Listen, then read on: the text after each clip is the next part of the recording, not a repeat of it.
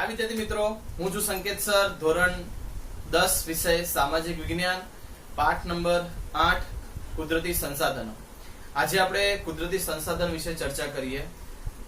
તો કુદરતી સંસાધન એટલે શું? કુદરતી સંસાધન એટલે કહેવાય કે બધા સંસાધનો દ્વારા માનવીની પૂરેપૂરી જરૂરિયાતો સંતોષ શકાતી નથી. એટલે કે સંસાધન દ્વારા માનવીની થોડેક અંશે જરૂરિયાતો સંતોષી શકાય છે. કુદરતના દ્વારા આપણને હજારો તત્વો મળ્યા છે, હજારો ખનિજો મળ્યા છે, પણ બધા સંતોષી શકાયા નથી કે બધા ખનિજો મેળવી શકાયા નથી. કેટલાક ખનિજો પૃથ્વીના પેટાળમાં છે, પણ પહેલા એ ખનિજો વિશે જાણતા ન હતા, પણ હાલમાં એ બધા ખનિજો વિશે જાણીએ છીએ અને પૃથ્વીના ભૂગર્ભમાં રહેલા બધા ખનિજો પ્રાપ્ત કરીએ છીએ અને ઉપયોગમાં લઈએ છીએ. એટલે કહેવાય કે સંસાધન ક્યારે બને છે કે કુદરતની જે કઈ વસ્તુ છે માનવી એને ઉપયોગમાં લે છે ત્યારે સંસાધન બને છે. સંસાધનની વાત કરીએ તો સંસાધન કહેવાય કે જે વસ્તુ આપણે ઉપયોગમાં લઈએ છીએ એને સંસાધન કહેવાય. જેમ કે માનવી પોતાની બુદ્ધિ, જ્ઞાન, કૌશલ્ય દ્વારા એ વસ્તુને ઉપયોગમાં લે છે એટલે એ સંસાધન બનતો હોય છે. જેમ કહેવાય કે જળ સંસાધન, કૃષિ સંસાધન, ખનિજ સંસાધન, આવા અનેક પ્રકારના સંસાધનો આપણને જોવા મળે છે. તો જુઓ વિદ્યાર્થી મિત્રો, સંસાધન એટલે શું? સંસાધનના ઉપયોગો. તો જે વસ્તુ પર માનવી આશ્રિત કે આધાર રાખતો હોય, જેનાથી માનવીની જરૂરિયાતો પૂરી થતી હોય અને માનવી પાસે તેનો ઉપયોગ કરવાની શારીરિક અને બૌદ્ધિક ક્ષમતા હોય, અર્થાત કોઈ પણ વસ્તુ માનવીની જરૂરિયાતો પૂરી કરવામાં ઉપયોગમાં લેવાય ત્યારે તે સંસાધન બને છે. સંસાધન ક્યારે બને છે? જ્યારે કોઈ પણ વસ્તુ માનવી ઉપયોગમાં લે ત્યારે તે સંસાધન બને છે. જેમ કે અહીં કહેવામાં આવ્યું છે કે જે વસ્તુ માનવી એટલે આપણે બધા જે મનુષ્ય છીએ એ બધા માણસો કોઈક ને કોઈક વસ્તુ પર આધાર રાખતા હોઈએ છીએ. ઉદાહરણ તરીકે પાણી પર આધાર રાખીએ છીએ, ખોરાક ઉપર આધાર રાખતા હોય છે. આવા કૃષિ સંસાધન એટલે કૃષિ પર આધાર રાખવો એટલે કે પાણી, જળ સંસાધન, કૃષિ સંસાધન, ખનિજ સંસાધન ના અંદર ઘણી બધી ધાતુઓ આવે છે. લોખંડ, તાંબુ, પિત્તળ, એલ્યુમિનિયમ, અનેક પ્રકારના ખનિજો આપણને મળે છે. કોઈક ને કોઈક રીતે આપણે એને આધાર રાખે છે.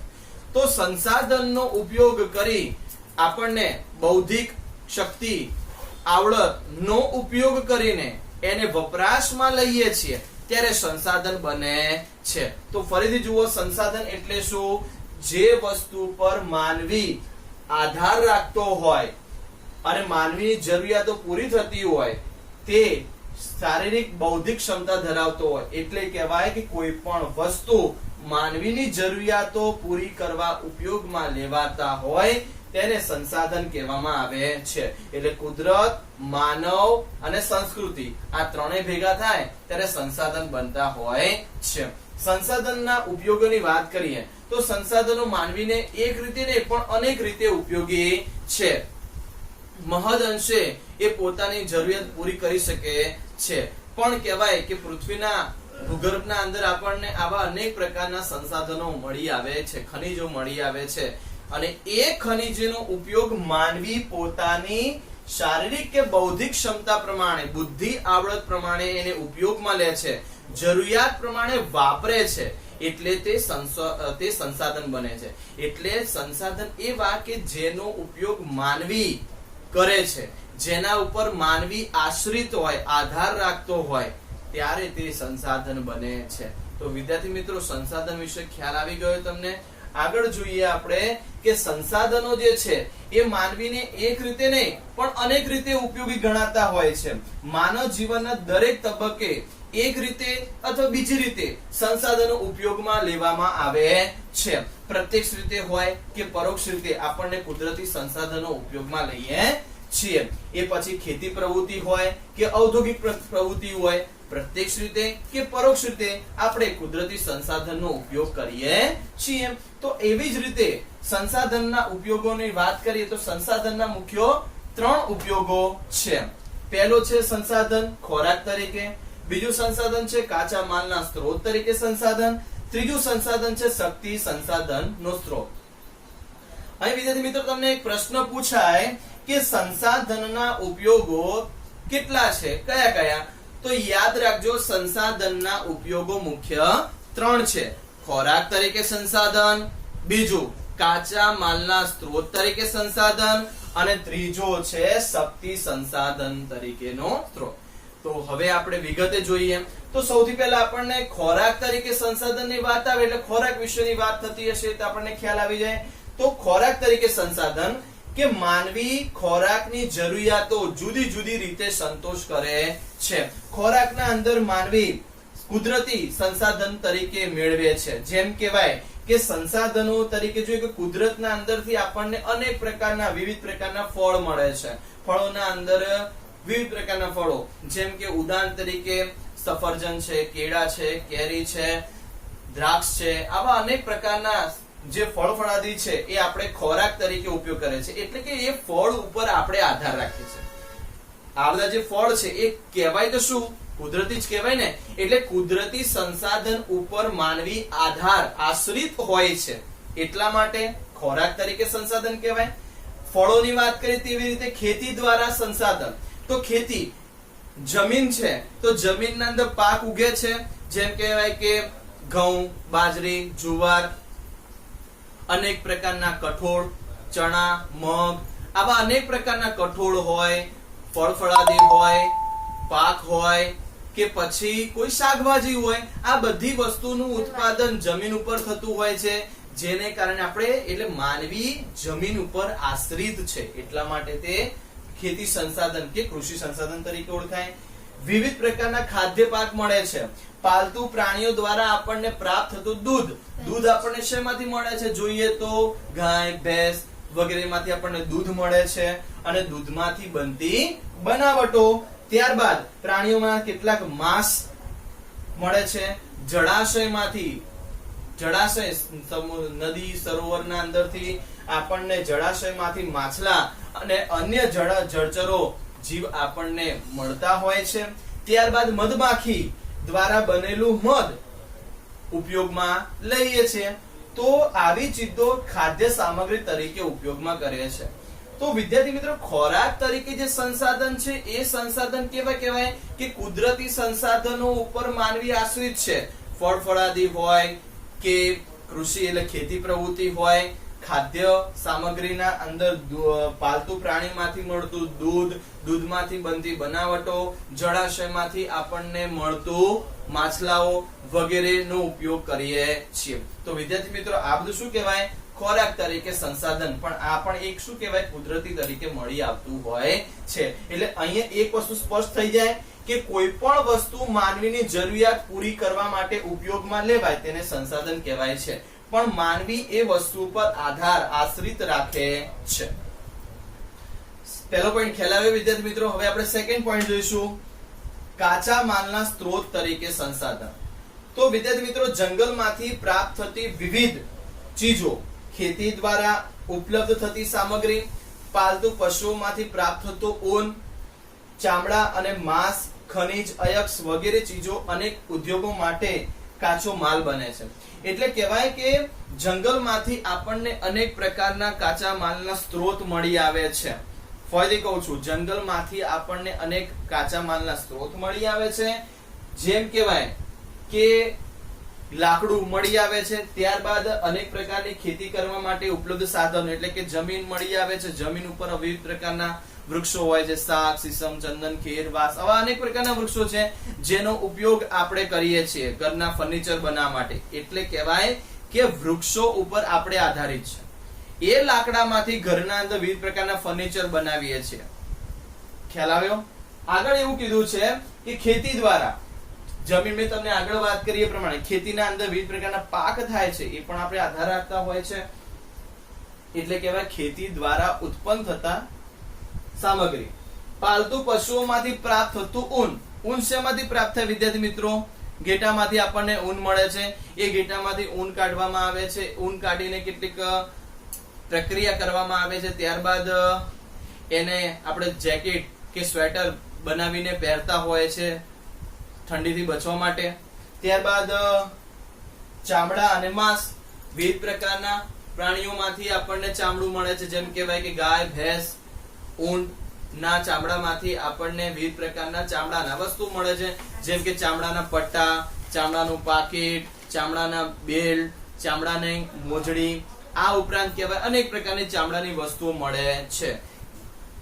ખનિજ અયસ્ક, પૃથ્વીના ભૂગર્ભમાંથી પણ આપણને ઘણા બધા ખનિજો મળી આવે છે. ઉદ્યોગોના અંદર માટે પણ કાચો માલ બને છે. તો વિદ્યાર્થી મિત્રો મેં તમને એક એક વસ્તુ ક્લિયર કરાવી છે અહીંયા કે કાચા માલના સ્ત્રોત તરીકે શું ઉપયોગ ધરાય, તો જંગલમાંથી પ્રાપ્ત થતી વિવિધ પ્રકારની ચીજ વસ્તુઓ, જેમ કે ખેતી દ્વારા મળતી વસ્તુઓ, સામગ્રી, પાલતુ પશુઓમાંથી પ્રાપ્ત થતું ઊન, ચામડા અને માંસ, ખનિજ અયસ્ક વગેરે ચીજોનો અનેક રીતે ઉપયોગમાં લેવામાં આવે છે. તો વિદ્યાર્થી મિત્રો ખ્યાલ આવ્યો તમને? ખોરાક તરીકે સંસાધન અને બીજા નંબરમાં કાચા માલના સ્ત્રોત તરીકે સંસાધન. હવે આપણે 3 નંબરનું સંસાધન જોઈશું શક્તિ સંસાધન તરીકે. તો આપણે શક્તિ સંસાધનનો સ્ત્રોતમાં કોલસો, પેટ્રોલિયમ, કુદરતી વાયુ વગેરે ઈંધણ તરીકે ઉપયોગ કરીએ છીએ. એક ઉદાહરણ આપું તમને કે આપણે ઘરેથી બાઇક લઈને જઈએ છીએ કે ગાડી લઈને જઈએ છીએ, પણ ગાડીના અંદર પેટ્રોલ ન હોય કે ડીઝલ ન હોય તો એ વાહન ચાલી શકતું નથી. તો એના માટે શેનો ઉપયોગ કરવો પડે છે? પેટ્રોલ કે ડીઝલનો ઉપયોગ કરવો પડે છે. એટલે કહેવાય કે તે આપણને ઉપયોગમાં લઈએ છીએ. તો કુદરતી વાયુ ઘરના અંદર ઈંધણ તરીકે વાપરીએ છીએ. પેટ્રોલ, ડીઝલ આપણે વાહનોના અંદર ઉપયોગ કરીએ છીએ. ત્યારબાદ ઉદ્યોગોના અંદર પણ વપરાશ થતો હોય છે. ટૂંકમાં સંસાધનોમાં શક્તિ સંસાધન એટલે કોલસો, પેટ્રોલિયમ, કુદરતી વાયુ વગેરે ઈંધણ તરીકે ઉદ્યોગો અને ઘર વપરાશમાં ઉપયોગમાં લેવાય છે. વળી સૂર્યપ્રકાશ, પવન, સમુદ્રના મોજા, ભરતી ઓટ, જળધોધ વગેરેમાંથી આપણે વિદ્યુત ઉર્જા પણ મેળવીએ છીએ. તો આ બધું શું કહેવાય વિદ્યાર્થી મિત્રો? શક્તિ સંસાધનનો સ્ત્રોત કહેવાતો હોય છે. ખ્યાલ આવી ગયો વિદ્યાર્થી મિત્રો? તો આપણે કયો ટોપિક ભણાવ્યો તમને? સંસાધન એટલે શું, સંસાધનના ઉપયોગો તમને એકદમ ક્લિયર થઈ ગયું? ઓકે, તો હવે આપણે બીજો પ્રશ્ન શરૂ કરીએ છીએ. સંસાધનોના પ્રકારો જણાવો. તો સંસાધનની વાત કરીએ તો સંસાધનના વર્ગીકરણને આમ 3 રીતે વહેંચવામાં આવ્યું છે. આ એક ગુણનો તમને પરીક્ષામાં પ્રશ્ન પૂછાય કે સંસાધનના વર્ગીકરણ વિશે સમજાવો, અથવા સંસાધનના વર્ગીકરણને કેટલા ભાગમાં વહેંચવામાં આવ્યું છે, કયા? તો જવાબ શું આવશે વિદ્યાર્થી મિત્રો?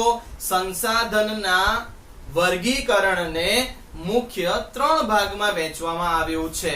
પહેલું માલિકીના દ્રષ્ટિએ એટલે માલિકીના આધારે સંસાધન, બીજા નંબરમાં છે પુનઃ પ્રાપ્યતાને આધારે સંસાધન, અને ત્રીજું છે વિતરણ ક્ષેત્રે આધારે સંસાધન. તો આપણે જોઈશું પહેલા નંબરનું કે માલિકીના આધારે સંસાધન.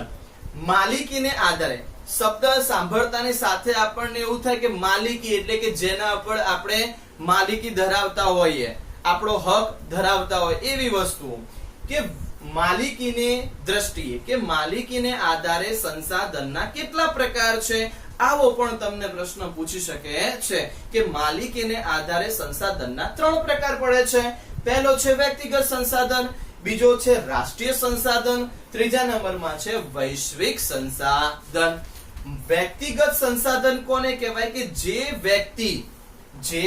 વ્યક્તિ કે પરિવાર ની માલિકી હોય તેને વ્યક્તિગત સંસાધન કે. થોડું ડિટેલમાં કહું, કોઈ વ્યક્તિ કે એના પરિવાર કોઈ વસ્તુ પર માલિકી ધરાવે છે તો એને શું કહેવાય? વ્યક્તિગત માલિકી. ફોર એક્ઝામ્પલ તમને કહું કે તમે તમારા ઘરમાં રહો છો, એ ઘર કહેવાય, એ તમારા માલિકી ધરાવો છો.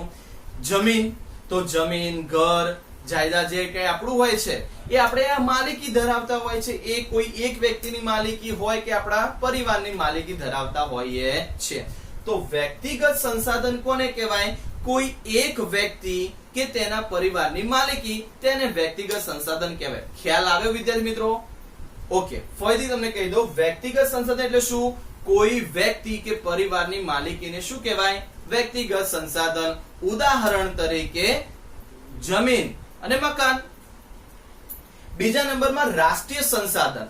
રાષ્ટ્રીય સંસાધન એટલે કે પૂરા રાષ્ટ્રની એના પર માલિકી ધરાવતી હોય, રાષ્ટ્રની માલિકી ધરાવે એને રાષ્ટ્રીય સંસાધન કહેવાય. અથવા કોઈ પણ દેશ કે પ્રદેશની સાર્વજનિક સંપત્તિ હોય એટલે રાષ્ટ્રીય સંપત્તિ તરીકે ઓળખવામાં આવે છે અથવા રાષ્ટ્રીય સંસાધન કહેવાય છે.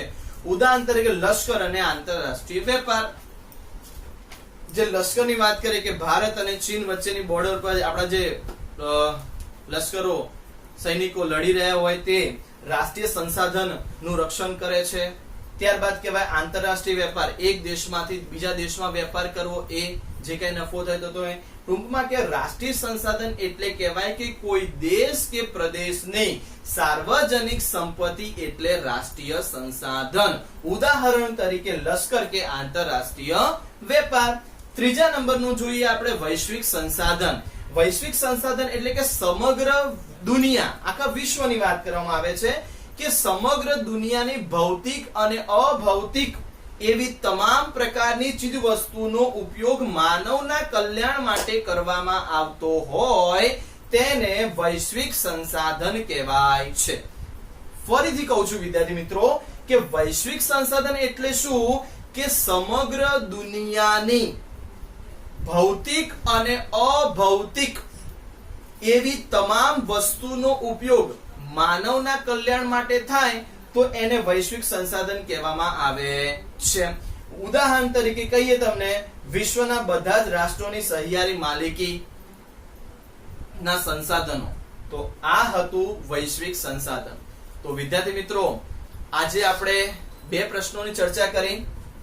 સંસાધનના ઉપયોગો કેટલા? 3. ખોરાક તરીકે સંસાધન, કાચા માલના સ્ત્રોત તરીકે સંસાધન અને શક્તિ સંસાધન. સંસાધનના પ્રકારોની જણાવો તો એના અંદર આપણે માલિકીને આધારે સંસાધન, પુનઃ પ્રાપ્યતાને આધારે અને વિતરણ ક્ષેત્રે આધારે સંસાધન. તો માલિકીને આધારે સંસાધન કેટલા પ્રકાર? 3. વ્યક્તિગત સંસાધન, રાષ્ટ્રીય સંસાધન અને વૈશ્વિક સંસાધન. તો વિદ્યાર્થી મિત્રો, ભાગ 1 ના અંદર મેં તમને આટલા પ્રશ્નો ચડાયા. હવે હું તમને ભાગ 2 ના અંદર પુનઃ પ્રાપ્યતાને આધારે સંસાધન, વિતરણ ક્ષેત્રે આધારે સંસાધન અને સંસાધનના વિવિધ ક્ષેત્રે ઉપયોગીકરણ, જમીન નિર્માણ વિશે આપણે ચર્ચા કરીશું. તો મળીએ હવે ભાગ 2 ના અંદર.